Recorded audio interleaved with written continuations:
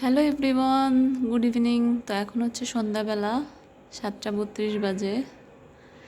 তো snacks time obviously, but unhealthy কোনো কিছু খাবো না। তো কি খাওয়া যায় চলেন দেখি।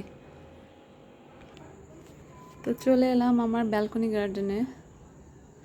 লাইট নাই, লাইট না থাকার কারণে দেখা যাচ্ছে না। এই যে আমার ব্যালকনি গার্ডেন। লাইট স্বল্পতার কারণে হয়তো বা অত ভালো দেখা যাচ্ছে না। ফুল ফুটেছে, সন্ধ্যা তারা ফুল।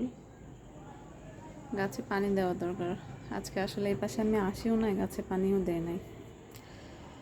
তো ভাবছিলাম যে বাসায় ফ্রেশ লেমন আছে, আমার নানি বাড়ি থেকে পাঠিয়েছে। আর এই যে আমার পুদিনা পাতা কি পরিমাণে হয়েছে। তো পুদিনা পাতা দিয়ে চলেন সুন্দর একটা মজাদার লেমনেড খাওয়া যাক। পাতাগুলো ভালো করে ধুয়ে নিতে হবে।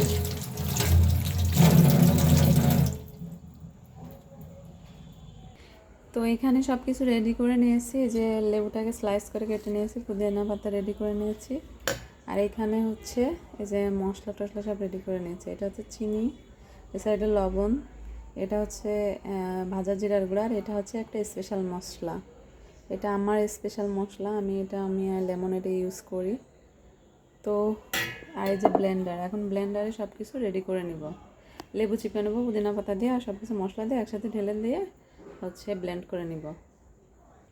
আমার সব কিছু ব্লেন্ড করা ডান। এখন হচ্ছে আমি ফ্রেশ পানি দিয়ে দিব।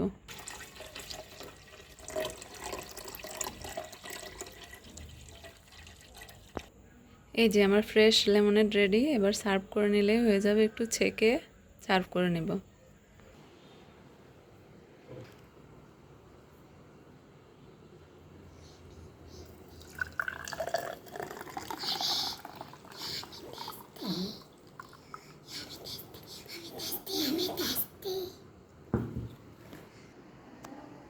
সো গাইস, কেমন লাগলো আমার মাসালা লেমনের রেসিপি?